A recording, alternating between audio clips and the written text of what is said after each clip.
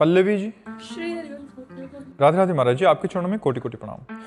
गुरुदेव भगवान, आपके श्रीमुख से सुना है कि जिनको भगवत साक्षात्कार हो जाता है उनकी 21 पीढ़ियां तर जाती हैं। महाराज जी, जो उपासक अपने गुरुदेव को ही प्रभु मानकर उन्हीं की आराधना या दर्शन करता हो, तो क्या उस उपासक की भी पीढ़ियों का इसमें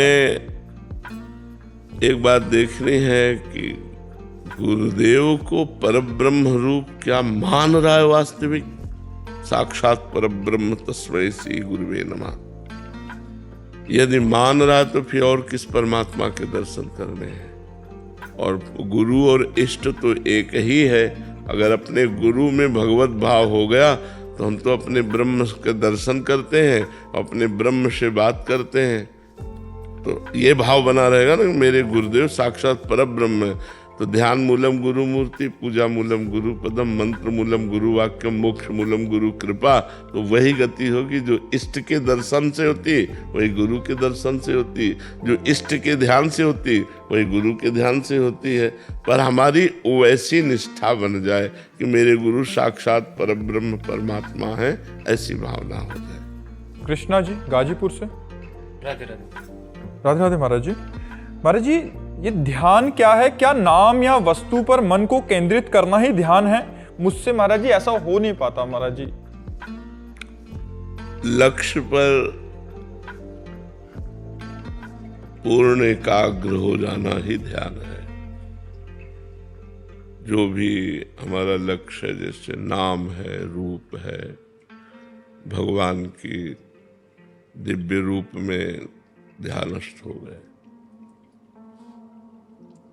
नाम पाहारू दिवस निश, ध्यान तुम्हार कपाट। रात दिन भगवान का जब नाम जप करोगे तब भगवान का ध्यान लगेगा। पहले हृदय पवित्र हो, मन एकाग्र हो, तब भगवान के चिंतन में लक्ष्य पर दृढ़ स्थिति हो जाना, एकाग्र हो जाना ध्यान कहते हैं। ध्यानस्थ मतलब बाह्य शून्य, एकदम भगवदाकार वृत्ति। पर उसके लिए साधना चाहिए, यम नियम प्राणायाम प्रत्याहार, तब ध्यान धारणा समाधि। तो हमें चलो इतना कठिन साधन नहीं, पर नाम जप करो, पवित्र आहार करो, गलत आचरण ना होने पावे, पाप आचरण ना होने पावे। धीरे धीरे मन को एकाग्र करो। लक्ष्य से मन हटे, फिर उसे घसीट के लक्ष्य पर लाओ।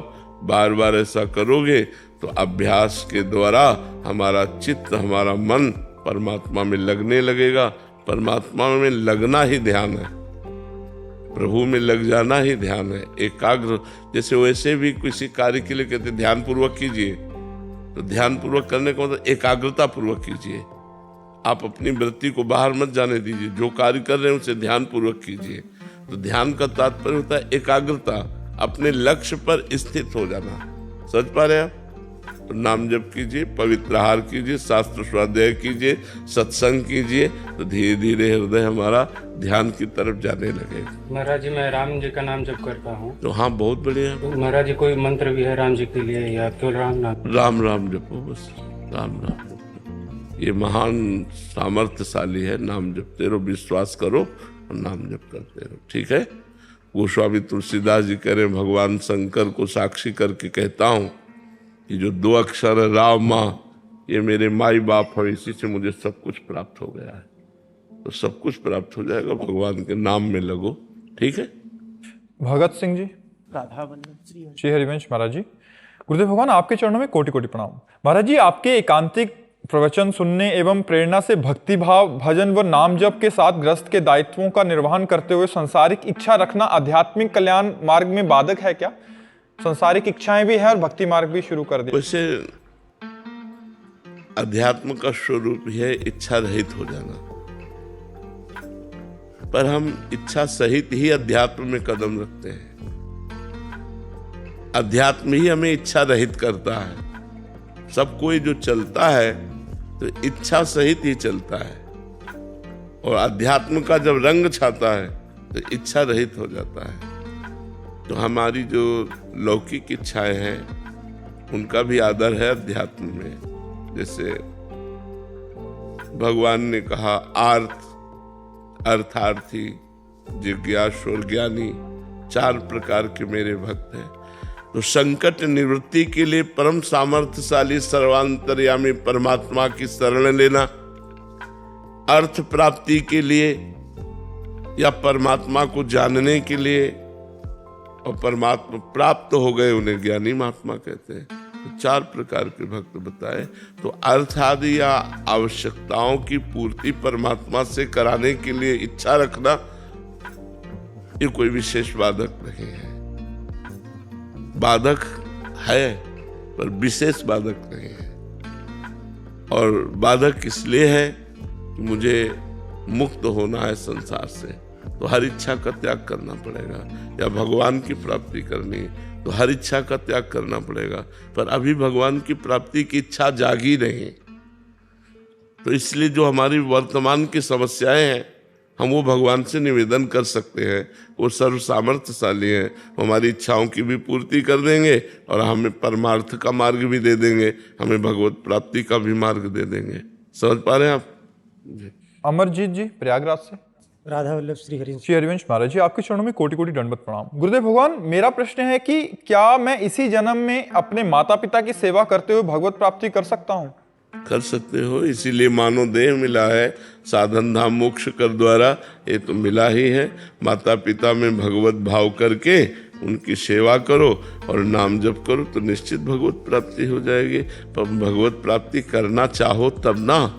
और यद्यपि संसार को साधन बनाकर भगवान को साध्य बनाना चाहिए, और भगवान को साधन बनाकर संसार साध्य कर रहे हैं। अगर हम संसार मांग रहे हैं तो भगवान को साधन माना और संसार को साध्य माना, जबकि होना ऐसा चाहिए कि संसार की सब भोग सामग्री साधन बन जाए और भगवान हमारे साध्य बन जाए। तो लक्ष्य तो माता पिता की सेवा करके, समाज की सेवा करके, नाम जप करते हुए हम पूर्ण कर सकते हैं। पर लक्ष्य हमारे अंदर बने तब ना कि मुझे भगवत प्राप्ति करनी है, प्रबल इच्छा हो जाए अंदर से कि मुझे भगवत प्राप्ति करनी। जैसे भूखा आदमी केवल भोजन चाहता है, प्यासा आदमी केवल पानी चाहता है, ऐसे मैं भगवान को चाहूं, ऐसे मैं प्रभु से प्यार करूं, ऐसे मैं प्रभु के लिए तड़पने लगूं। इसके लिए खूब नाम जप करो, माता पिता परिवार समाज जिसकी भी सेवा करो, सब में भगवान विराजमान है, ऐसी भावना करो। मयंक जी। राधे राधे महाराज जी। गुरुदेव भगवान, संसार से आसक्ति कैसे हटाएं? भगवान में आसक्ति होने पर संसार की आसक्ति स्वयं नष्ट हो जाती है। भगवान में आसक्ति करने के लिए भगवान का नाम जप, भगवान की लीला कथा सुनो, भगवान की सेवा करो, भगवान के भक्तों की सेवा करो, भक्तों का संग करो, तो इनकी कृपा से संसार की मलिन आसक्ति भगवान में निर्मल आसक्ति के रूप में परिवर्तित हो जाएगी। यही साधन लंबे समय तक करो, कोई पापाचरण न करो, कोई मनमानी गंदा आचरण न करो, तो नाम जप, साधु संग, भगवान की लीला कथा सुने और गाए, नाम कीर्तन करे, इसी से भगवान में आसक्ति हो जाती है। जो नवधा भक्ति है ये भगवान की आसक्ति के लिए ही तो है। खूब भगवान का भजन करो तो भगवान में आसक्ति हो जाएगी। जगत का चिंतन करोगे तो जगत में आसक्ति हो जाएगी, जगदीश का चिंतन करोगे तो जगदीश में आसक्ति हो जाएगी। हमारा जहाँ चिंतन होता है वही हमारी आसक्ति हो जाती है। प्रारंभ कैसे करें महाराज जी? नाम जप से, राधा राधा राधा राधा। जैसे नाम जप करते तो एकाग्र नहीं हो पाता जी। नाम जप करते हैं तो मन एकाग्र नहीं हो पाता। धीरे धीरे आगे चलकर एकाग्र होगा। अभी पूर्वाभ्यासी मन बार बार भाग के जाएगा, लेकिन हम बार बार हटाकर नाम जप करते रहे तो नाम में लगने लगेगा। सांसारिक भोगों में ज्यादा लगता है क्या? हाँ, सबका लगता है। तुम्हारा इन्हें किसी से भी पूछ लो तो सबका मन लगता है। तो जैसे पानी की ढलान ऐसे होती है, जिधर ढलान होगी उधर जाएगा। ऐसे मन मना खष्टान इंद्रियाणि प्रकृति स्थान कर सकती, ये माया की तरफ ज्यादा जाता है मन, परमात्मा की तरफ जबरदस्ती लगाना होता है, माया की तरफ स्वाभाविक जाता है। जैसे ढलान की तरफ पानी स्वाभाविक जाएगा, ऊपर चढ़ाने के लिए यंत्र की आवश्यकता है, ऐसे मन को भगवान में लगाने के लिए मंत्र की आवश्यकता है। नाम और मंत्र के सहारे हम इसे परमात्मा में लगा देते हैं। समझ पाए? भजन में इतना विक्षेप क्यों डालती है गुरुदेव? हम भजन करना चाहते हैं। भजन में बहुत विक्षेप माया डालती है, हम करना चाहते हैं बट हाँ, हम ये स्वीकार करते हैं आपकी बात की माया विक्षेप डालती है, लेकिन इसी को जीत जाए तो परमात्मा की प्राप्ति हो जाए। तो उसको सहो। भगवान ने कहा है, देखो माया का विघ्न क्या है? आकर्षण, भोगों का आकर्षण, पुत्र पति का आकर्षण, धन का आकर्षण, मान प्रतिष्ठा, वो आकर्षित करती है, हमारे मन को लुभायमान करती है। उसे हमें काटना है। नहीं नहीं, मुझे भगवान चाहिए, मुझे प्रिया प्रीतम चाहिए, ये नहीं चाहिए, मुझे प्रिया प्रीतम। बार बार हम अपने मन की जो आसक्ति संसार की तरफ है उसको विवेक के द्वारा काटें तो धीरे धीरे धीरे धीरे भगवान की कृपा से हमारा मन अनासक्त होने लगता है। ऐसा नहीं कि 2-4 महीने में हो जाएगा, लंबे समय तक हमको अभ्यास करना होगा। और भगवान के भरोसे रहेंगे ना तो मामेवे प्रपद्यन्ते माया में ताम तरन्ते, जो मेरी शरण में हो जाता है उसे मैं माया से पार कर देता हूँ। तो मुझे विश्वास रखना चाहिए कि मेरे भगवान मेरा सहयोग करेंगे और ये माया के विक्षेपों का हरण करके मुझे वो स्वयं प्राप्त हो। महाराज जी, कबड्डी की खेल की तरह हो जाता है कि मतलब एक बार परास्त कर दिया फिर ऐसा लगता है कि उत्साह रहित हो गए, फिर वही। लेकिन इसमें हारना नहीं चाहिए, इसमें हारना नहीं चाहिए। हार करके भी हमें जीतना है, हमें चलना है। खुद में उसमें कैसे संभाला जाए? हार कर भी फिर से कैसे संभाला जाए जब माया पटक दे, क्योंकि पटकन होती है। किसी को गिरते हुए देखा है? गिरते हुए देखा, किसी को फिसलते हुए देखा होगा। उसकी एक्टिंग क्या होती है? वो सबसे पहले आसपास देखता, कोई देखा तो नहीं। अगर किसी ने देख लिया तो मुस्कुरा देता है, यार गिर गए। नहीं, बस ऐसे ही है, आसपास देखो किसी ने देखा तो नहीं, फिर अंदर से यार गिर गए। अब फिर हमें खड़ा होना है और चल देना है। वही गिरा नहीं पड़ा रहता कि यार गिर गए तो भी यहीं पड़े रहे, फिर झरिया दिया और फिर चल दिए। तो ऐसे ही माया हमको गिराती, काम क्रोध लोभ मोह मद मत्सर, ये उसके फिसलन है। किसी में फिसल गए तो यार मुस्कुरा दो, यार गिर गए, चूक हो गए, सॉरी, फिर आगे बढ़ो। ये तो वीरों का मार्ग है। ऐसा थोड़ी कि गिर गए तो निराश हो गए, उत्साह हो हीन हो गए, ऐसा नहीं। गिर गए तो फिर खड़े हो, फिर दौड़ लगाओ, फिर अपनी मंजिल को प्राप्त करो। बिना लक्ष्य प्राप्ति के हमारे कदम रुकने नहीं चाहिए। भले गिरना कोई आश्चर्य की बात नहीं, लेकिन गिरकर पड़े रहना ये आश्चर्य की बात है। अपने लक्ष्य तक न पहुंच पाना, अपने गोल तक न पहुंच पाना, ये कायरता है। गिर गए ठीक है, लेकिन हम फिर दौड़ लगाते हैं। हमारा गिर जाना स्वाभाविक है, क्योंकि शिव विरंची का मोह है। बड़े बड़े ईश्वर कोटि के महापुरुषों को मोहित करने की सामर्थ्य माया रखती है। शिव विरंची का मोह को है बपुराण, अस जिए जान भजी मायापति भगवान। तो हम तो जीव हैं, ये ईश्वर कोटि के जनों को भी माया लुभायमान कर लेती है। इसलिए हमको निराश नहीं होना, उदास नहीं होना, हताश नहीं होना, आगे बढ़ते ही जाना चाहिए। अंकिता जी कर्नाटक से। राधे राधे महाराज जी। महाराज जी, यदि हम किसी कर्म का फल शरणागति भाव से स्वीकार करते हैं तो उसके बाद मन में कई बार ये प्रश्न उठता है कि शायद इससे मैं और ज्यादा अच्छा कर सकती थी, अपना कर्तव्य पूर्ण रूप से करने से चूक गए। महाराज जी, शरणागति में ऐसा भाव आना चाहिए क्या महाराज जी कि और अच्छे से हो जाता? हम उसको स्वीकार नहीं कर पाते उस समय कि ये जो किया प्रभु ने। तो ठीक है, अगली बार से और अच्छा कर लीजिएगा। अगर शरणागत का भाव पूछिए तो प्रभु ने जैसा कराया वैसा हो गया, अब आगे जैसा कराएंगे वैसा हो जाएगा। मैं और अच्छा कर सकती हूँ, ये अहम की बात है, लेकिन प्रभु इससे अच्छा भी करा सकते हैं, ये शरणागत की बात है। अगर शरणागत हो तो हर बात में प्रभु को लाओ। प्रभु को जैसा कराना था वैसा करा दिया, आगे जैसा कराना होगा वैसा करा लेंगे। ये शरणागत की भाषा है। और अहंकार की भाषा है कि ये क्या मैं इससे अच्छा भी कर सकती थी, अच्छा करूँगी, ये संसारिक पुरुष की भाषा है। लेकिन वो शरणागत की भाषा है। यदि भगवान की शरण में हो, जैसा उन्होंने कराया, अब आगे और अच्छा कराना चाहेंगे वो करवा लेंगे। उनके भरोसे रहकर नाम जप कीजिए और अच्छे कर्म कीजिए। आशा कुमारी जी। श्री हरिवंश महाराज जी। महाराज जी, हमें अपने चिंतन में ये रखना चाहिए कि शरीर त्यागने के बाद हमें वैकुंठ वास मिले या ब्रजवास मिले। वैसे हमें इन दोनों बातों का चिंतन नहीं करना चाहिए। हमें वर्तमान में चिंतन करना चाहिए कि हम 1 मिनट भी चिंतन न छोड़ें, राधा राधा राधा राधा। परिणाम भगवान के हाथ छोड़ दें कि वो वैकुंठवास देंगे या ब्रजवास देंगे या फिर मुझे मृत्यु लोक में भेजेंगे, ये उनके ऊपर छोड़ देते हैं। कर्मण्येवाधिकारस्ते मा फलेषु कदाचन। फल उनके ऊपर छोड़ देते हैं कि वो हमें वैकुंठ देते हैं, कि गोलोक देते हैं, कि ब्रजधाम देते हैं, या साकेत धाम देते हैं, या कैलाश देते हैं, ये उनके ऊपर छोड़ देते हैं। हमारा कार्य है अनन्यस चिंतयन्तो माम, मेरा कार्य भगवान का निरंतर चिंतन करना। तो हम अपना पूरा प्रयास वर्तमान में निरंतर चिंतन करने में लगाएं, परिणाम को छोड़ देते हैं। परिणाम भगवान जैसा दे वैसा ले लेंगे। हमें वर्तमान का चिंतन करना चाहिए। वर्तमान में राधा राधा राधा हम भूले ना, ऐसा हमें विचार करना चाहिए। समझ पा रहे हैं आप? महाराज जी, क्या भक्त के हृदय में ऐसी आकांक्षा तो होती है कि वो अपने प्रभु का सानिध्य जहाँ देखो, जब पूर्ण शरणागति हो जाती है तो कोई आकांक्षा नहीं रहती। नरक में रखो, स्वर्ग में रखो, वैकुंठ में रखो, तुम्हारी गरज हो जहाँ रखो। यत्र यत्र मम जन्म कर्म भी नारके परमे पदे थवा, राधिका रत निकुंज मंडली तत्र तत्र हृदय में विराजताम।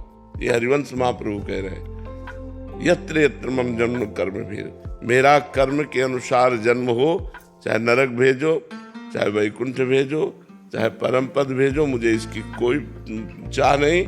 चाह एक है, आप मेरे हृदय से कभी विस्मृत न हो। हे लाडलीजू, आप अपने परिकर के सहित मेरे हृदय में स्फुरित होती रहो, फिर मुझे नरक भेजो, वैकुंठ भेजो, इससे भेजो।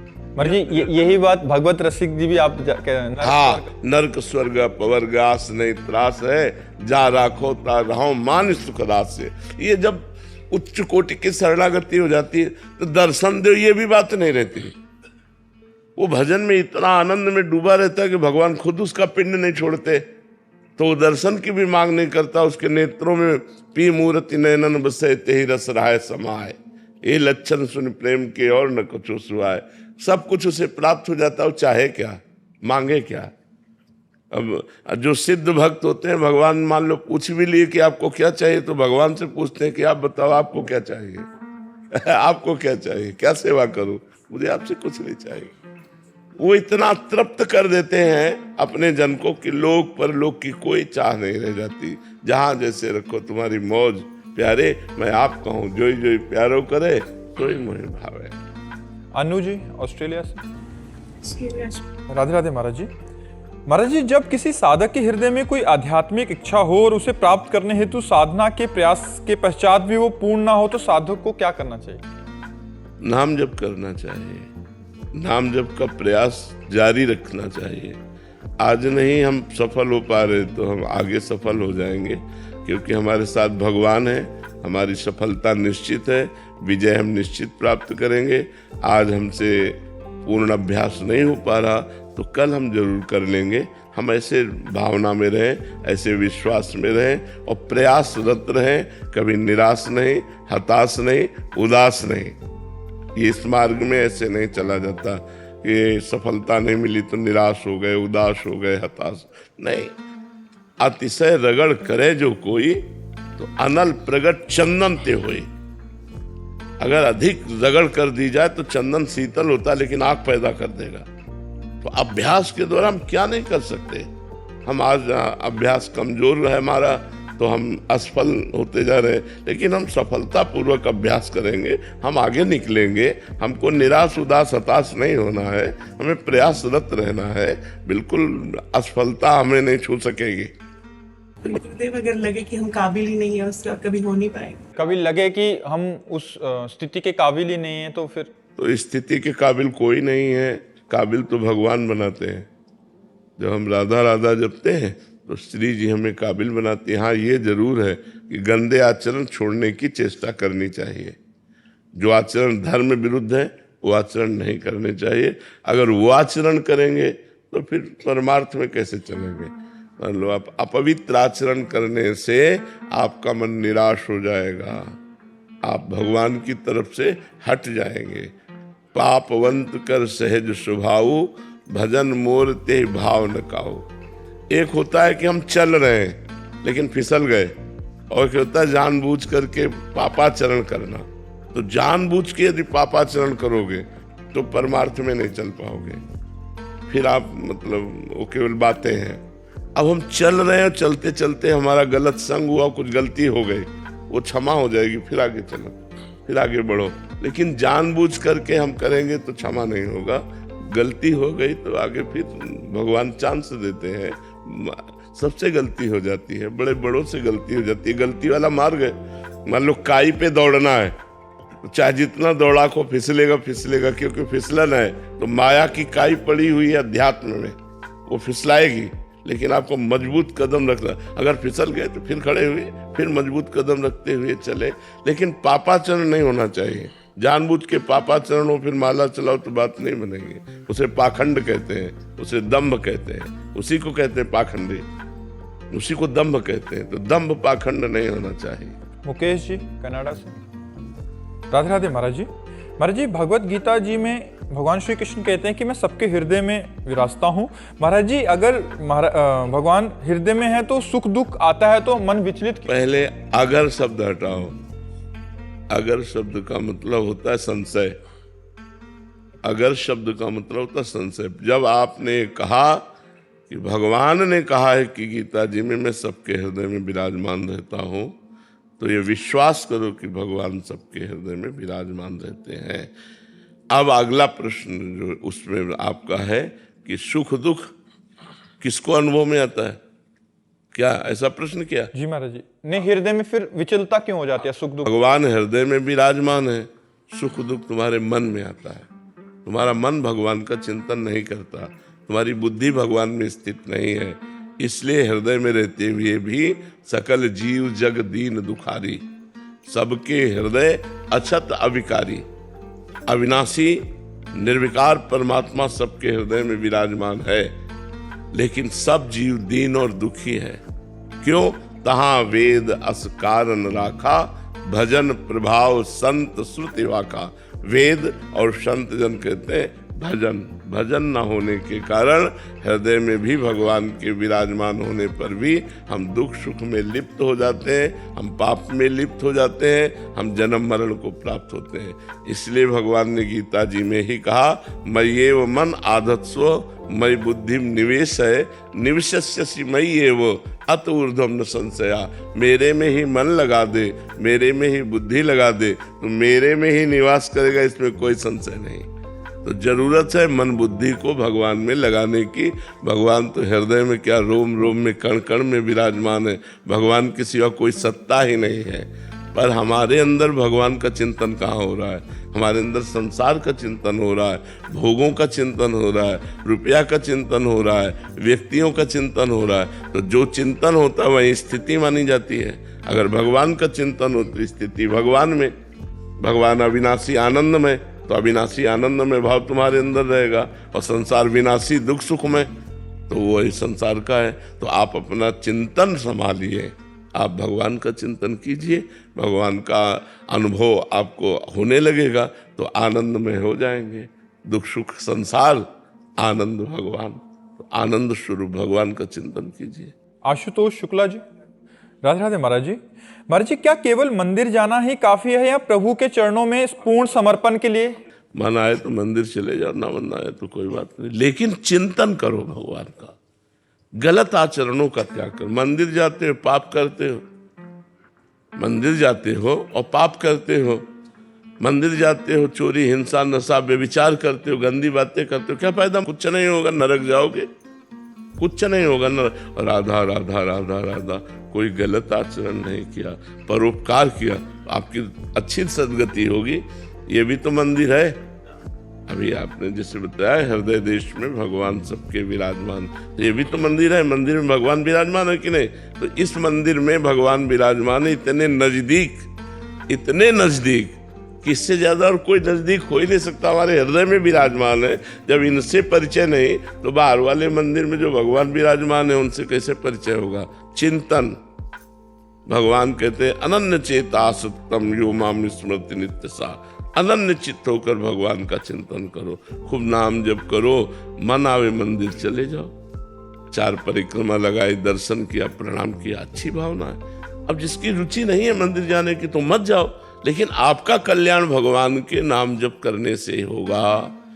मंदिर जा रहे हो, गंदी बातें देख रहे हो, माता बहनों की तरफ गंदी दृष्टि है, दोस्त दर्शन कर रहे हो, तो मंदिर के दर्शन कर रहे हो ठाकुर जी के कि दोस्त दर्शन कर रहे हो?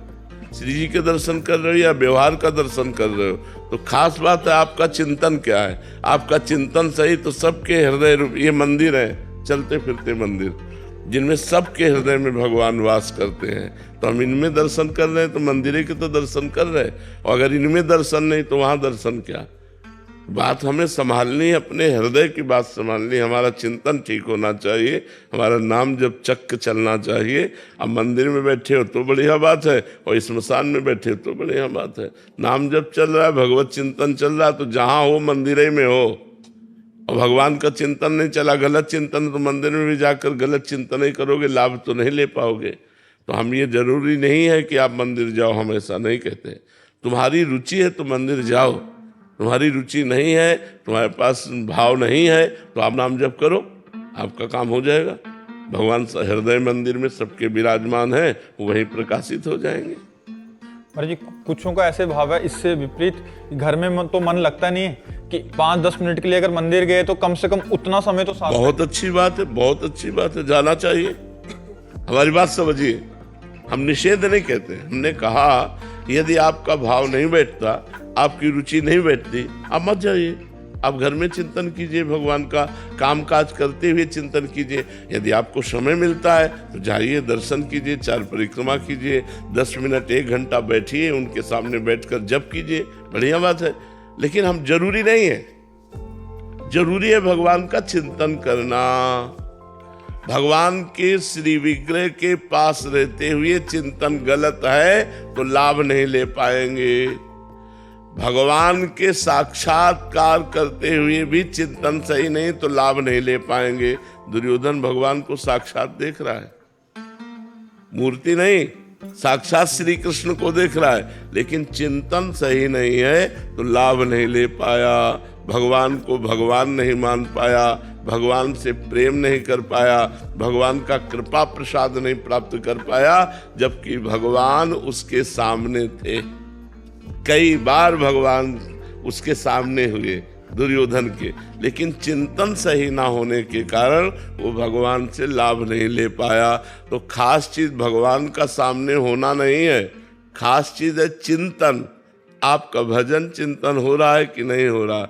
भजन हो रहा है, चकाचक आप भगवदानंद में डूबे रहेंगे। भजन नहीं हो रहा तो मंदिर में बैठे इधर उधर ताक झांक करेंगे, ठाकुर जी को नहीं देख पाएंगे, ठाकुर जी का आनंद नहीं ले पाएंगे। तो नाम जप करो, फिर मंदिर जाओ तो देखो कितना आनंद होता है। ठाकुर से आंख मिलाओ, दर्शन करो, परिक्रमा करो, प्रणाम करो, अहोभाग्य सौभाग्य। गुरु जी, भगवान का काम करना जरूरी नहीं है, भगवान का नाम लेके ही चलेगा, काम नहीं करना पड़ेगा भगवान का। कौन सा काम? भगवान ने जो जो हमें सिखाया है, हमें जो जो ऐसे संस्कार दिए हैं। ऐसा कभी प्रवचन में सुना है क्या कि कोई कार्य नहीं करना चाहिए? ऐसे प्रवचन में सुना है क्या कभी? सदैव प्रवचन में यही कहा जाता है कि अपने कर्तव्य का पालन करते हुए भगवान का नाम जप करो। अपना काम करते, तुम व्यापारी हो, तुम नौकरी वाले हो, तुम किसान हो, अपना कार्य करते हुए भगवान का नाम जप करो।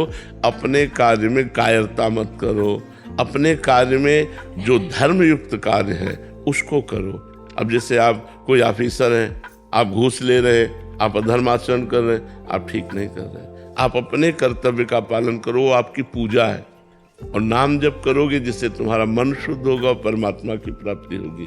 तो मामनुष्मर युद्ध से भगवान का स्मरण करते हुए अपने कर्तव्य का पालन करना, ये तो सदैव यही उपदेश होते रहते हैं। जब उपदेश होते तो यही उपदेश होते हैं। कभी ऐसा नहीं कहा गया कि आप सब काम काज छोड़ दो, ऐसा नहीं कहा गया। हम सब छोड़कर भी बैठे हैं क्या? अपनी दिनचर्या में लगे ना, तो आप भी अपनी दिनचर्या में लगते हुए भगवान का भजन कीजिए। जी। कमल जी पानीपत से, हरियाणा से। राधे राधे महाराज जी। महाराज जी, त्रिनाथपी सुनी चैन, ये भाव कैसे आए? आप कहते हैं कि राधा रानी को पाने के लिए तृण से भी नीच बनो, पर संसार में रहते हुए कुछ भी अच्छा कर्म करो तो उसका अहंकार आ ही जाता है। ऐसे में श्री जी देहाभिमान अविद्या के कारण होता है, अज्ञान के कारण। जब हम साधना करते हैं और हमारा हृदय पवित्र होता है तब अहंकार नष्ट हो जाता है। अगर ज्ञान में है तो अहंकार जैसे सूर्य उदय होते ही अंधकार का नाश हो जाता है, ऐसे ज्ञानोदय होते ही देहाभिमान नष्ट हो जाता है। अगर भक्ति मार्ग से चलते हैं तो देहाभिमान भगवान के दासत्व में परिणित हो जाता है। भगवान हमारे स्वामी और हम भगवान के सेवक। तो भगवान चराचर रूप में है, तो हम चराचर जगत के सेवक हुए तो सबसे छोटे हो गए ना। जब हमारी भगवान में रति होती है तो सर्वत्र भगवान का अनुभव होने लगता है। सो अनन्य गति जाके असमति न टरे हनुमंत, मैं सेवक सचराचर रूप स्वामी भगवंत। वही अनन्य भक्त है जिसको ऐसा अनुभव हो कि मैं सेवक हूं और चराचर जगत मेरे स्वामी का रूप है। तो त्रणादपि सुनिचेन हो गया ना। बिना भक्ति और बिना ज्ञान के ये अहंकार तो छोटी छोटी बातों में भी लगा रहता है। फिर जब हम अच्छे सत्कर्म करते हैं तो ये और पुष्ट हो जाता है। ये सब अहंकार जब गलित हो जाता है तभी परमात्मा प्राप्ति होती है। तो सत्संग के द्वारा, नाम जप के द्वारा, शास्त्र स्वाध्याय के द्वारा, परोपकार के द्वारा हम अपने मन बुद्धि को जब पवित्र करते हैं तो पवित्र मन बुद्धि में शुद्ध ज्ञान का प्रादुर्भाव होता है और उसी से अज्ञान का नाश होता है। अज्ञान ही अहंकार है, अहंकार ही अज्ञान है। इसका नाश होते ही शुद्ध आत्मस्वरूप में स्थित हो जाना या भगवान के प्रेम को प्राप्त हो जाना। तो हम साधन करें, नाम जप करें, शास्त्र स्वाध्याय करें, संतों का संग करें, परोपकार करें। सोनिया जी पानीपत से। राधे राधे महाराज जी। महाराज जी, गृहस्थ में परिवार के साथ रहते हुए भी असंग कैसे रहें? चित्तवृत्ति कहीं ना कहीं संसार में ही चले जाती है, ऐसे में प्रभु में कैसे लगाएं? देखो, थोड़ा सा इसमें हमें बुद्धि लगानी है। भगवान के सिवा कोई है नहीं, ये पहली बात मान लो। चतुर्श्लोकी भागवत में श्री भगवान कृष्णचंद्र जो कहते हैं, ब्रह्मा जी को जो उपदेश किया, जब सृष्टि नहीं थी तो मैं ही मैं था, जब सृष्टि नहीं रहेगी तो मैं ही मैं रहूंगा, तो बीच में जो कुछ है वो सब मैं हूं। मतलब श्री भगवान ही साक्षात सबके रूपों में विराजमान है। तो जब हम व्यवहार करें, चाहे वो माता पिता भाई बंधु रिश्ते नातेदारों से हो या किसी बाहरी समाज के व्यक्ति से हो, यदि हम भगवत भाव कर लें तो हमारा भजन अखंड माना जाता है। जब हम व्यक्ति को व्यक्ति समझकर व्यवहार करते हैं तो राग द्वेष हो जाता है। राग हो जाएगा अनुकूलता में, प्रतिकूलता में द्वेष हो जाएगा। और जब हम भगवत भाव से कहते हैं तो समता आती है। समता भगवान का स्वरूप है, समता मोक्ष स्वरूप है, समता आनंद स्वरूप है। तो हमें चाहिए कि हम अपने व्यवहार करते समय व्यक्ति वस्तु स्थान स्वयं भगवान बने हुए हैं, ऐसा चिंतन करें कि इसमें भी भगवान है, ये भी भगवान का ही स्वरूप है। तो हमारा भजन बन जाएगा। अगर हम व्यक्ति वस्तु स्थान मानेंगे तो व्यर्थ का चिंतन, व्यर्थ का जीवन व्यतीत हो रहा है। हम भगवत भाव करें तो वही कर्म, वही व्यक्ति से मिलना हमारे लिए भगवत भजन बन जाएगा। भगवत भाव से ही जो कर्म करें, जो व्यवहार करें, वो सब भजन हो जाता है। जी। पुनीत श्रीवास्तव जी। राधे राधे महाराज जी। महाराज जी, सांसारिक जीवन में फंसा हुआ व्यक्ति मोह माया से क्यों नहीं निकल पाता? उसे हमेशा और ज्यादा पाने की लालसा क्यों बनी रहती है? यही माया है, यही माया है भगवान की, कि निकलना चाहे तो निकल सकता है पर वो निकलना चाहता ही नहीं। इतना सुखद आकर्षण माया का है कि परिणाम में वो दुख देती है, लेकिन आकर्षण सुखद होता है। हम लोग फंसते हैं सुखाकर्षण में और परिणाम वो दुख देती, क्योंकि दुखालयम है, संसार दुखमय है। तो आकर्षण सुखद होता है, रुपया मिल जाए, भोग मिल जाए, सम्मान मिल जाए, नाम हो जाए, प्रतिष्ठा हो जाए, ये सब झूठा भाव हमारे हृदय में बढ़ता रहता है। देखो, आपको हृदय की बात बताएं, जब तक आप नाम जप नहीं करोगे तब तक कहीं कुछ भी ठीक होने वाला नहीं। बारी मथे कृत होए बरु सिकता ते बरु तेल, बिनु हरि भजन न भवतरी, या सिद्धांत पे। यदि आप चिंता से बचना चाहते हो, शोक से बचना चाहते हो, दुख से बचना चाहते हो, जन्म मरण के चक्र से छूटना चाहते हो, सदैव सदैव के लिए सुखी होना चाहते हो, तो राधा राधा राधा राधा रटो, हमारी बात मान लो। ये माया का ऐसा दुखालय है, पूछो मत। जिधर देखो उधर माया अपना तांडव किए हुए है। अब जिस शरीर को हम इतना प्यार करते हैं यही मर जाएगा, जिस घर को इतनी मेहनत से बनाते हैं वो छूट जाएगा, जो बैंक बैलेंस प्राणपण से लग करके हमने एकत्रित किया वो सब छूट जाएगा। यार सोचो जरा इस माया की चाल को, कि तुम्हारे साथ जब तुम्हारा शरीर नहीं जाता तो यहां का कमाया हुआ क्या तुम्हारे साथ जाएगा। यदि नाम जप नहीं किया तो घाटा ही घाटा है। चिंता, दुख, शोक, भय, जन्म, मृत्यु, इससे बचा सकता है भगवान का नाम। जा सुनाम भव भेषज हरन घोर त्रैशूल। तीनों प्रकार के तापों का नाश करने की सामर्थ्य और संसार रोग की अचूक औषधि प्रभु का नाम। इसलिए खूब नाम जप करो, तुम्हारे अंदर ज्ञान प्रकट होगा कि कैसे हम माया मोह की तरफ आकर्षित हो रहे हैं, मुझे भगवान की तरफ आकर्षित होना चाहिए। हमारे अंदर जब विवेक होता है तो मोह का नाश हो जाता है, और मोह का नाश हुए बिना भगवान में भक्ति नहीं होती। मोह गए बिनु राम पद होई न दृढ़ अनुराग। मोह संसार की तरफ ले जाता है और विवेक भगवान की तरफ ले जाता है।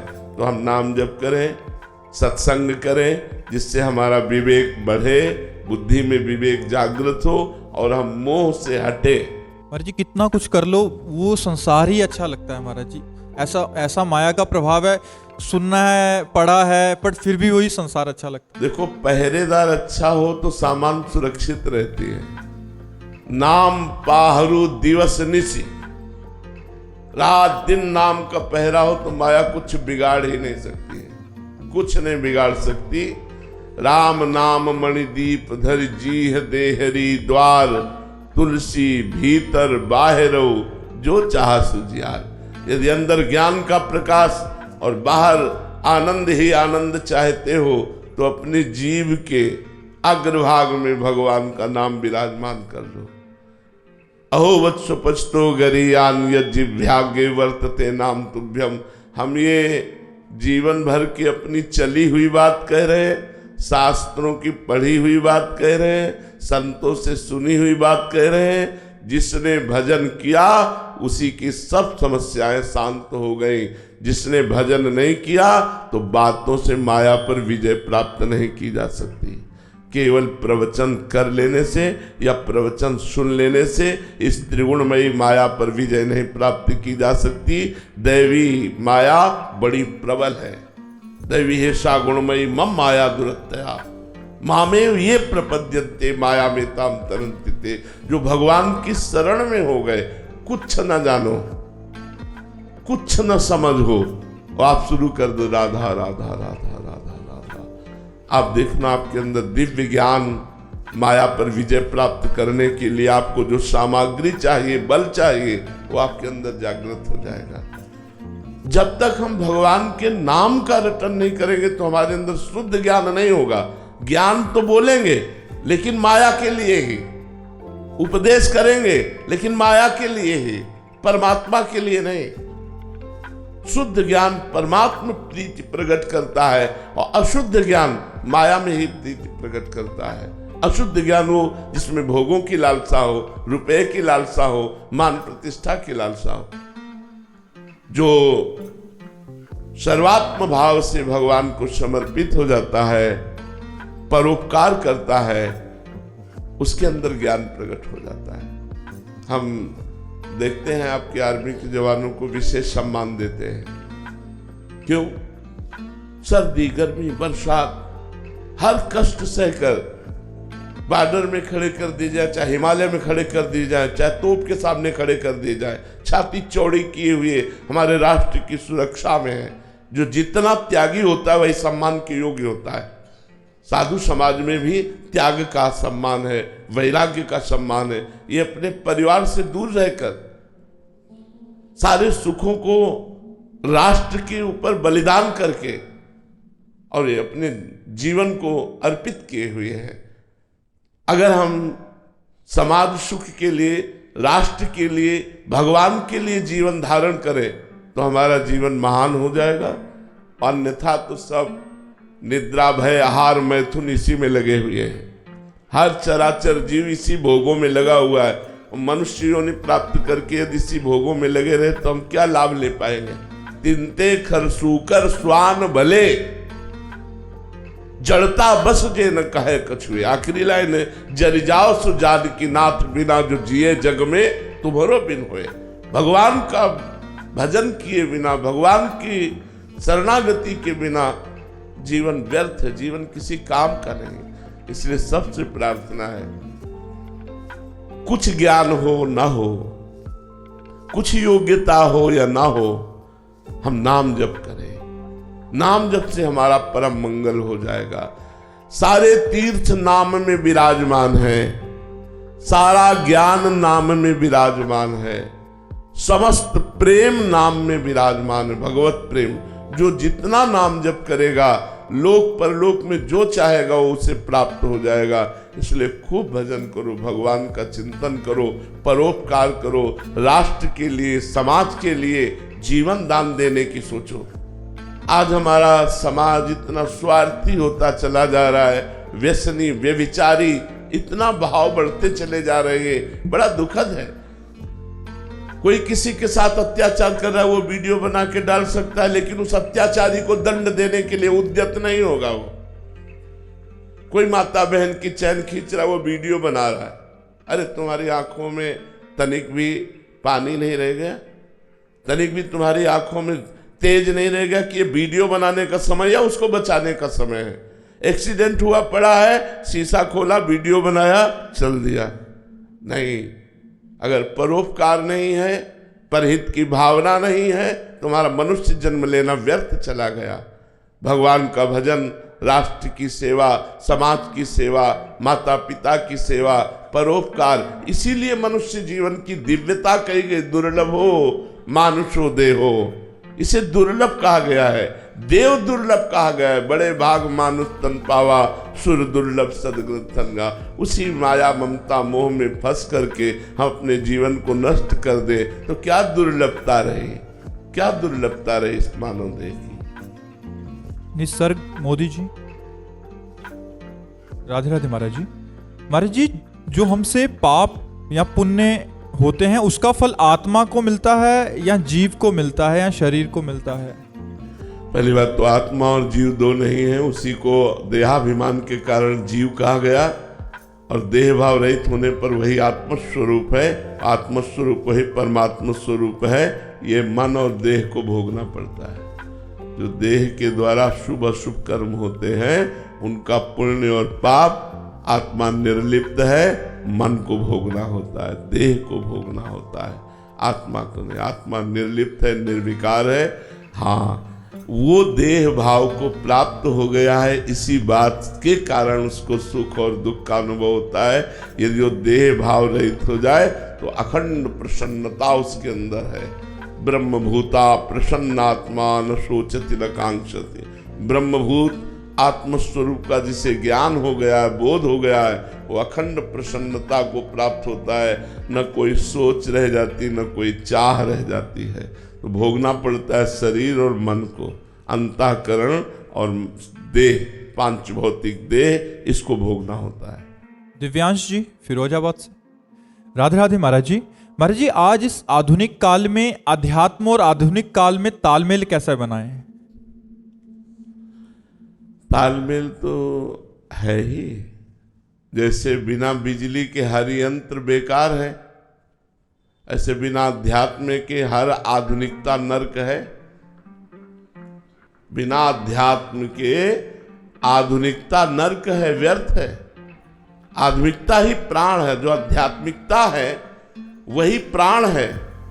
देखो जैसे विद्या, एक उदाहरण, विद्या विनयम ददाति, जो विद्या को धारण करता है वो विनयी हो जाता है। और अध्यात्म के बिना आज का विद्यार्थी अपने टीचर से असभ्य बर्ताव करता है, अपने माता पिता से असभ्य बर्ताव करता है, बड़े बूढ़ों की अवहेलना करता है। कहाँ गया विनय?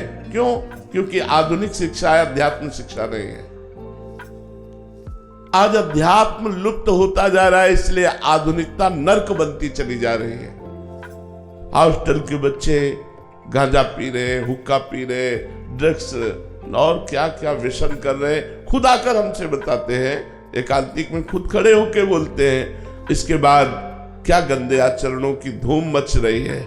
नए साल पे महाराज जी खूब वीडियोस दिखा रहे थे कि पूरी रात गलियों में, सड़कों पे ऐसे गिर रहे हैं बच्चे। घर से ये सोच के माता पिता भेजते हैं कि स्कूल कॉलेज जाके पढ़ लिख के बड़ा।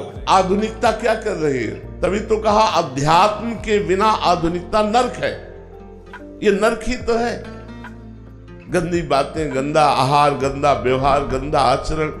अच्छा, कोई उत्सव अध्यात्म में मनाया जाता है, जैसे हम लोग नया वर्ष मनाए, 24 घंटे कीर्तन बैठा लें भगवान का नाम का, सुंदर पवित्र भोजन बनाकर भगवान को भोग लगाएं, 50 सैकड़ों लोगों को पवाएं, कितना पवित्र। मांस मदिरा की पार्टी, गंदे बातों को परोसना, ये आज की आधुनिक पार्टी मनाई जाती है। अगर रोटी दाल सब्जी पवित्र पूड़ी आदि अच्छे अच्छे पदार्थ परोसे हैं, बोले क्या घास फूस परोस दिया यार, वहां तो पार्टी ही ठीक नहीं थी, तो उसे गरीब माना जाएगा, उसे पुराने जमाने का माना जाएगा, उसे निंदनीय माना जाएगा। तो आधुनिकता आज नर्क हो रही है अध्यात्म के बिना। अध्यात्मवान, क्या सुंदर गृहस्थी। पति अपनी पत्नी को प्राण मानता है, पत्नी अपने पति को भगवान मानती है। ये देखो, ये आध्यात्मिकता शिक्षा देती है। और आज पत्नी किसी और पुरुष से, पति किसी और स्त्री से, दोनों का मिलाप नहीं। क्या असंतुष्ट जीवन, क्या अमंगल में गृहस्थी।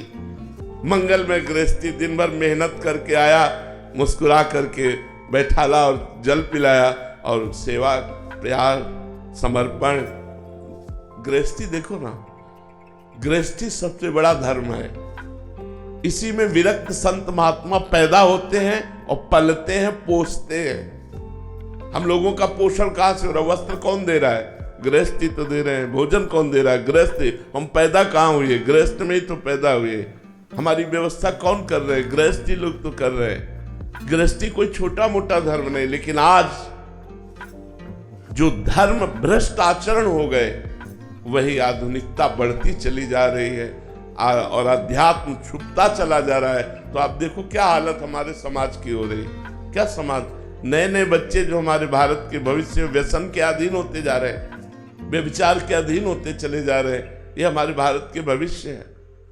तो ये क्या हो रहा है? अध्यात्म के बिना आधुनिकता नर्क, और वही आधुनिकता अध्यात्म से जुड़ जाए तो स्वर्ग हो जाए, वही आनंदमय हो जाए, वही परिवार फूला फला आनंद में, घर में ठाकुर जी विराजमान है, अगरबत्ती की सुगंध आ रही है, और पत्नी बड़े भाव से अपने पति को टिफिन लगा करके ऑफिस भेज रही, बच्चों को इसको। क्या गृहस्थी आनंदमयी। भगवान का नाम कीर्तन, थोड़ी देर भगवान की कथा, नाम जब, आए हुए संत अतिथि का सत्कार, वो गृहस्थ तीर्थ है।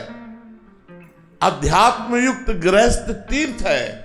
अध्यात्म युक्त हर वस्तु धन्य है, और अध्यात्म के बिना सब नरक है। देख लो क्या नरक की दशा है। पर नरक में रहना ही अच्छा लगने लग गया मेरे। आए नरकी कीड़ा जैसे नरक में अच्छा लगना, ऐसे ही संसार को ये आधुनिकता अच्छी लगती है। आधुनिकता अच्छी लगती है। बाहुल्यता हो गई है ना, तो हम देखते हैं कि सारे वैसा कर रहे हैं, तो हमें भी क्या दिक्कत आ रही है। तो अच्छा, जो एक दो चलने का प्रयास करते हैं, उनका इतना उपहास हो जाता है, वो ऐसे ही उत्साह रहित हो जाता है। बिल्कुल। लेकिन सत्य पे चलने वाले उपहास और निंदा की परवाह नहीं करते। जो अच्छे मार्ग पर चलने वाले अच्छे लोग हैं वो अपनी अच्छाई को कभी न त्यागें, बुराइयों को त्याग करवाने की सामर्थ्य रखें। आप स्वयं बुराइयों से युक्त ना हो जाएं, तभी तो आप अच्छे माने जाएंगे। इसलिए हमें लगता है अध्यात्म अत्यंत आवश्यक है, चाहे वो विद्यार्थी हो, चाहे गृहस्थ हो, चाहे मनुष्य जीवन में कोई भी हो, सबको अध्यात्म स्वीकार करना चाहिए। अध्यात्म के बिना सुख और शांति नहीं। और सबसे बड़ी बात, सुख होता है मन की शांति में। अशांतस्य कुतः सुखम, अगर मन अशांत है तो सुख कहाँ। अच्छा बताओ, इस संसार की कौन सी ऐसी वस्तु है जिससे हमारा मन शांत हो जाएगा? आप लोग गृहस्थ हैं, सब भोग भोग रहे हैं, क्या मन शांत है आपका? आप देख लीजिए, सब लोग सब भोग भोग रहे हैं। मान लो विरक्त है तो उसके लिए कुछ सीमाएं हैं कि ऐसे, लेकिन गृहस्थ के लिए तो सब भोग भोग रहे हैं आप। तो मन शांत है क्या? अगर मन शांत नहीं है तो फिर आप सुखी कैसे हैं? सुखी तो तभी जब मन प्रसन्न है, मन शांत है, और वो होगा भगवान से। तब लगी कुशलन जीव कहूं, सपने मन विश्राम, जब लगी भजत न राम कहूं, शोक धाम तज काम। इसलिए कुछ समय भगवान के लिए दीजिए। 24 घंटे में जब आपको समय मिले तो कुछ समय एकांत बैठकर भगवान का चिंतन कीजिए, नाम जप कीजिए, चलते फिरते उठते बैठते नाम जप कीजिए, भगवान से जुड़े रहिए, तुम्हारा परम मंगल होगा। अध्यात्म के बिना आधुनिकता का कोई महत्व नहीं। श्री राधा वल्लभ लाल की। महक अग्रवाल जी, राधे राधे महाराज जी। महाराज जी, भगवान तो अंतर्यामी हैं, तो क्या उनको अपनी कामनाएं व्यक्त करनी चाहिए या वो स्वयं ही सब समझकर अपने? यदि आपको अंतर्यामी पर विश्वास है तो फिर प्रश्न या मांग कामना करने की बात आनी ही नहीं चाहिए, क्योंकि अंतर्यामी है, उनको पहले से सब पता है। तो ना मुझे मांगना है ना मुझे कामना करनी है। तो यदि अंतर्यामी पर उस कोटि का विश्वास नहीं है तो फिर मांगना भी चाहिए। हम किससे मांगे? तुमेव माता च पिता तुमेव बंधुश्च सखा तुमेव, आप ही मेरे सब कुछ हो। तुमेव विद्या द्रविणम तुमेव, धन भी तुम ही मेरे हो। तो अगर हमें भगवान से मांगना है तो सिर्फ भगवान से मांगे, किसी और से नहीं। तो हमारी भगवान मांग पूरी कर देंगे, क्योंकि भगवान ने अर्थार्थी को भी अपना भक्त कहा है। 4 प्रकार के भक्त बताए। आर्त भक्त, जो संकट निवृत्ति के लिए भगवान का भजन करता है। अर्थार्थी भक्त, जो भगवान से धन प्राप्ति के लिए भजन करता है भगवान का। और जिज्ञासु, जो भगवान से भगवान को जानना चाहता है। और ज्ञानी, जो भगवत स्वरूप हो गया है। तो यदि हम अर्थ चाहे तो ध्रुव जी की तरह केवल भगवान से चाहे, भगवान हमें तृप्त कर देंगे। या तो ऐसा ज्ञान दे देंगे कि अर्थ की तरफ चाह नहीं रह जाएगी, या फिर हमारा ऐसा विधान बना देंगे कि जो चाह है अर्थ की वो शांत हो जाए। बहुत करुणामय और बहुत सामर्थ्यशाली है। इसलिए अगर अर्थ भी चाहें तो केवल भगवान से चाहें। और अगर हमको ऐसा लगता है कि हमारे अंदर दृढ़ विश्वास है कि भगवान अंतर्यामी है, तो फिर मांगने की जरूरत क्या है? फिर तो आगे से आगे वो खुद व्यवस्था करेंगे। अंतर्यामी है, वो सब जानते हैं। पर यदि ये विश्वास दृढ़ ना हो तो मांग भी लेना चाहिए, प्रार्थना भी कर लेनी चाहिए। और अगर मांगने पे भी वो इच्छा पूरी ना हो रही हो तो इसका क्या भाव रखें? इसमें 2 भाव हैं। पहली बात तो ये है कि आप मांगते हो तो क्या बन के मांगते हो? आप भगवान से क्या संबंध रखते हो? यदि भगवान के घर का संबंध है तो निश्चित पूरी नहीं हुई, ये बहुत कृपा हुई, नहीं तो अमंगल हो जाता अगर पूरी होती। पक्की बात समझ लो। अगर हम भगवान को अपना मानते हैं और हमारी की हुई कामना पूरी नहीं हुई तो निश्चित भगवान परम मंगल विधान करके वो हमारी कामना पूरी नहीं कर रहे। वो अखिल विश्व को जीवन दान देने वाले वो मेरी कामना क्यों नहीं पूर्ण कर सकते? प्रकट में तो हमें अमंगल लग रहा है। नहीं, ये गलत बात है, ये गलत बात है। भगवान के विधान को मानना ही तो शरणागत का लक्षण है। जोई जोई प्यारो करे सोई मोहि भावे, जोई जोई प्यारो करे सोई मोहि भावे। जो मेरे भगवान करते हैं बड़ा मंगल करते हैं, अमंगल हो ही नहीं सकता। इसलिए भगवान के विधान को मंगल मान। एक मंत्री जी सत्संग में जाया करते थे तो संतों से यही सुनकर के सीखा कि भगवान जो करते हैं वो बहुत अच्छा करते हैं। वो ये बात बोलने भी लगे। जब कोई घटना होती, कोई बात करता, ऐसा हो गया तो बोले बहुत अच्छा हुआ, भगवान ने जो किया बहुत अच्छा किया। एक दिन राजा के साथ वो शिकार खेलने के लिए गए तो राजा को आवेश में सावधानी हट गई तो अंगूठा कट गया प्रत्यंचा से। तो उन्होंने कहा मंत्री देखो मेरा अंगूठा कट गया। तो उनका बहुत अच्छा किया भगवान ने। राजा ने कहा मूर्ख कहीं का, मेरा तो अंगूठा कट गया और तू कह रहा भगवान ने बहुत अच्छा किया, इसको जेल में डाल दो। बोले ये भी अच्छा किया भगवान ने। अब विचार करना जरा, क्या जेल में जाना मंत्री पद से हटकर अच्छा है? क्या अंगूठा कट जाना अच्छा है? पर उसने संतों से सुना था भगवान जो करते अच्छा करते। तो आज भी ऐसे औषधियां हैं कि जैसे आपका हाथ कट जाए तो तुरंत उसे जोड़ा जा सकता है कुछ मिनट के अंतर्गत। तो उनके अंगूठे को जोड़ा गया, अंगूठा ठीक हुआ राजा का। तो फिर एक दिन शिकार खेलने के लिए निकले तो एक सेना दल ने उन्हें बंदी बना लिया राजा को। वो अकेले निकल गए थे तो उन्हें बंदी बना, वहां नर बलि देनी थी। तो राजा को बलि के रूप में कि हम अपने देवता को प्रसन्न करने के लिए इनकी बलि देंगे। राजा तो नर रत्न है इसलिए और अच्छा रहेगा। और बलि होती सर्वांग पुष्ट की। तो जब राजा का बलि के वध के स्थान पर ले जाना हुआ तो वहां के जो पंडित थे उन्होंने कहा देखो ये सर्वांग पुष्ट है। तो पहले ही अंगूठा कटा हुआ चिन्ह था। बोले सर्वांग पुष्ट तो नहीं, अंगूठा कटा हुआ। बोले ये बलि लायक नहीं, हटा दो। तो उनको स्मरण आया कि जब मेरा अंगूठा कटा था तो मंत्री ने कहा था ये भी भगवान ने अच्छा किया, ये तो भगवान ने बहुत अच्छा किया। अगर अंगूठा न कटा होता तो आज हमारा गला कट जाता। मंत्री को बुलवाया, जब गए तो उनका भाई मेरा तो बात सही हुई कि भगवान ने जो किया बहुत अच्छा किया, लेकिन तू जेल में सड़ रहा है ये क्यों? ये क्या भगवान ने अच्छा किया?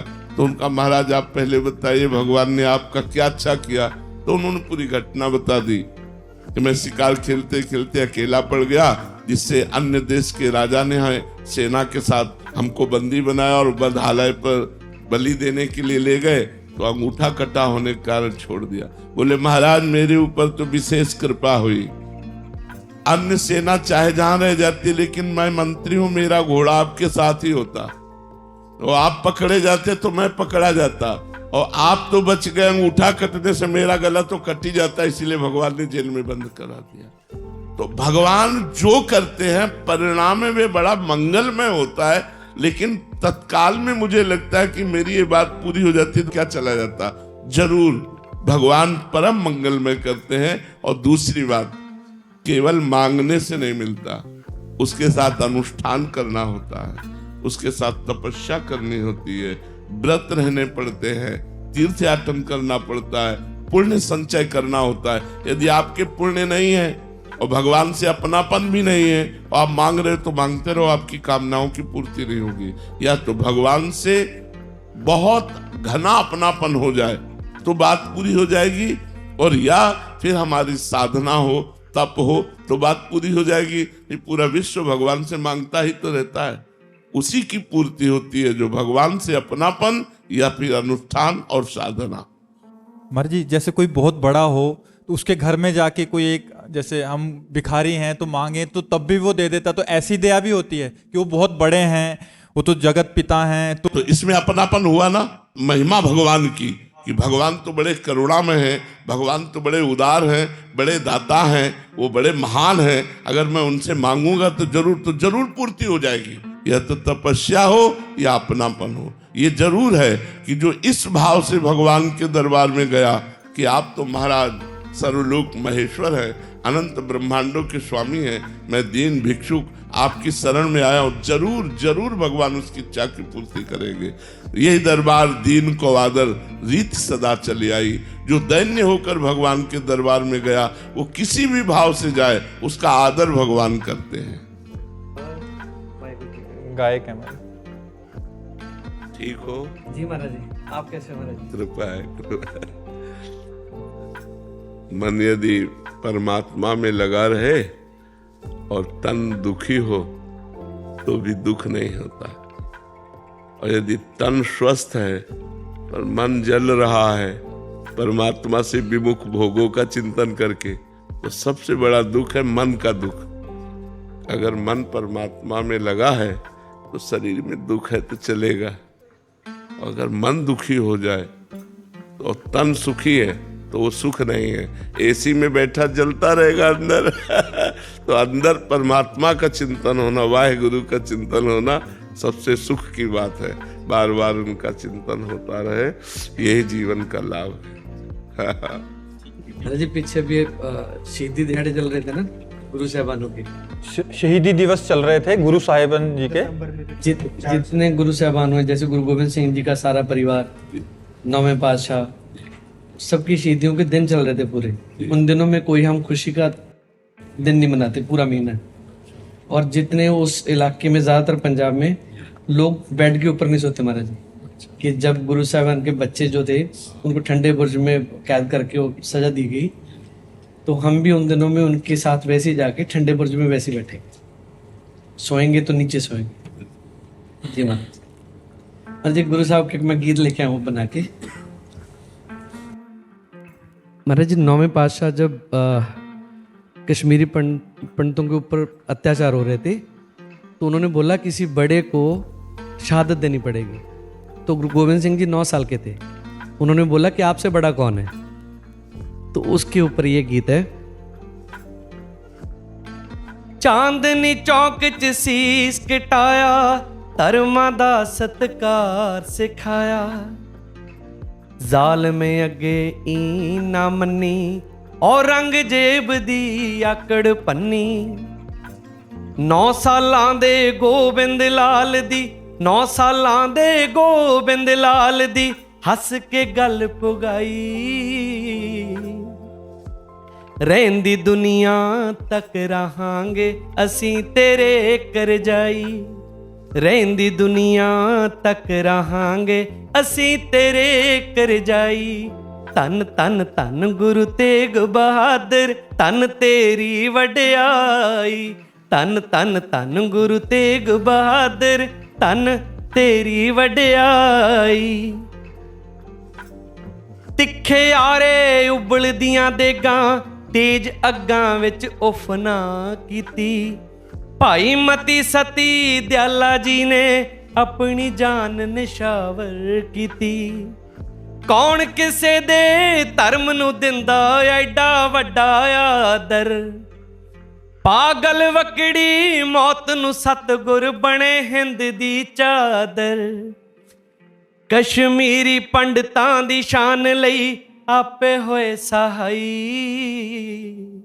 ਰਹਿੰਦੀ दुनिया तक रहांगे असी तेरे करजाई। लास्ट में था महाराज जी, तेग जो उनके हाथ में रहती थी, तेग त्याग दया तपस्या सेवा सिद्क अपनाया। किरत नाम ते वंड छकने दा नानक उपदेश पढ़ाया। किरत नाम ते वंड छकने दा नानक उपदेश पढ़ाया। धर्म सांझ दी दुनिया दे विच होर ना कोई मिसाल। गुरु गोविंद सिंह जी ने पूरा सर्वंस अपना वार दिया था कौम के लिए। धर्म सांझ दी दुनिया दे विच होर ना कोई मिसाल। ਅੱਗੇ ਲੱਗ ਕੇ ਆਪ ਖਲੋਣਾ ਬਣ ਕੇ ਕੌਮਾਂ ਦੀ ਢਾਲ ਨਤਮਸਤਕ ਤੇਰੀ ਸ਼ਹਾਦਤ ਨੂੰ ਨਤਮਸਤਕ ਤੇਰੀ ਸ਼ਹਾਦਤ ਨੂੰ ਧੰਨ ਨੌਵੀਂ ਪਾਤਸ਼ਾਹੀ ਰਹਿੰਦੀ ਦੁਨੀਆ ਤੱਕ ਰਹਾਂਗੇ ਅਸੀਂ ਤੇਰੇ ਕਰਜ਼ਾਈ ਰਹਿੰਦੀ ਦੁਨੀਆ ਤੱਕ ਰਹਾਂਗੇ ਅਸੀਂ ਤੇਰੇ ਕਰਜ਼ਾਈ ਧੰਨ ਧੰਨ ਧੰਨ ਗੁਰੂ ਤੇਗ ਬਹਾਦਰ ਧੰਨ ਤੇਰੀ ਵਡਿਆਈ धन तेरी ਤੇਰੀ ਵਡਿਆਈ बलिहारी ਵਡਿਆਈ बढ़ियाई बढ़ियाई हाँ जय जय जय